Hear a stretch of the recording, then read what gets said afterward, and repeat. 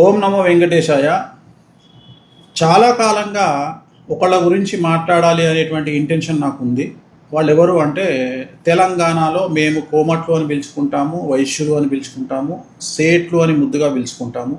ఆ తెలంగాణ అవ్వచ్చు, ఆంధ్ర అవ్వచ్చు.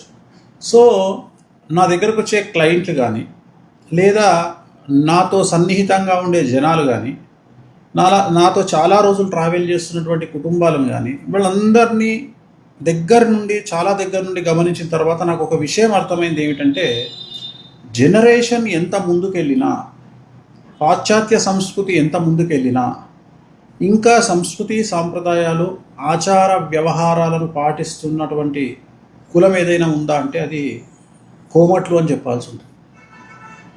ఈ రోజుకు అక్కా చెల్లెళ్ళ పట్ల ఆ అన్నదమ్ములు మెలిగే విధానము, తల్లిదండ్రుల పట్ల ఆ కొడుకులు కూతుర్లు మెలిగే విధానము, అత్తగారితో కోడలు మెలిగే విధానము, ఇవన్నీ కూడా ఆ గౌరవము, వాళ్ళు ఇచ్చేటువంటి మర్యాద, వాళ్ళకు ఉన్నటువంటి భయము, ప్రేమ, ప్రతి ఒక్క విషయంలో వాళ్ళు తినేటువంటి ఫుడ్ ఆచార వ్యవహారాలు, ఏదైతే ఆహారపు ఆచార వ్యవహారాలు ఉన్నాయో, ఆ పండుగకు ఈ పండుగకి చేయాలి, ఈ అట్ల తద్దెకి చేయాలి, లేదా దసరాకి చేయాలి, ఈ టైంకు నోముకోవాలంటే ఈ నోముకోవాలి, తర్వాత ఆ సాంప్రదాయం, ఆ నోములో ప్రత్యేకించినటువంటి వస్తువులు ముత్తైదువులకు దానం ఇవ్వాలి.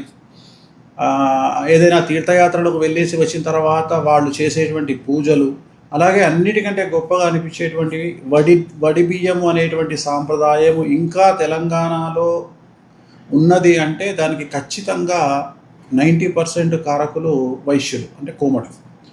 సో అలాగే మీరు చూడండి, కోమట్లు ₹1 వ్యాపారం చేస్తే చాలా చాలా చాలా చాలా అభివృద్ధిలోకి వస్తారు.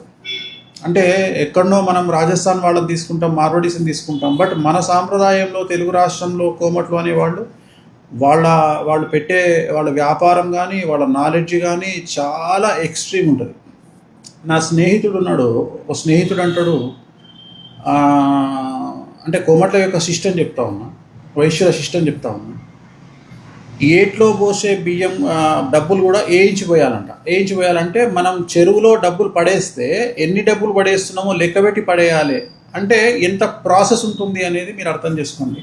ఎందుకు చెప్తా ఉన్నానంటే, అక్క చెల్లెళ్ళను, అన్నదమ్ములను, తల్లిదండ్రులను, వివాహ వ్యవస్థను చాలా వరకు 90% ఇంకా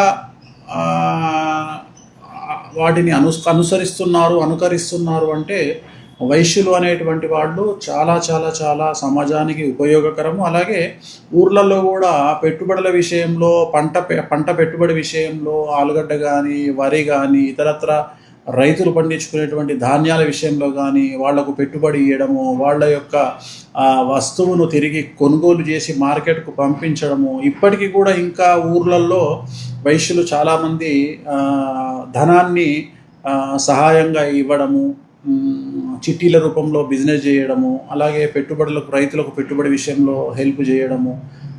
సో ఇవన్నీ చూసిన తర్వాత ఎందుకో నాకు అనిపించింది, ప్రస్తుత దేశ కాలమాన పరిస్థితులు, ప్రస్తుత దేశ కాలమాన పోకడలు, పాశ్చాత్య సంస్కృతి దిశగా మన ప్రయాణము ఎన్ని జరుగుతున్నా ఇంకా వాళ్ళ వల్ల కొన్ని ఆచార వ్యవహారాలు మనం చూస్తున్నందుకు చాలా సంతోషంతో చెప్పాలనిపించి ఈ వీడియో చేస్తా ఉన్నా. ఓం నమో వెంకటేశాయ.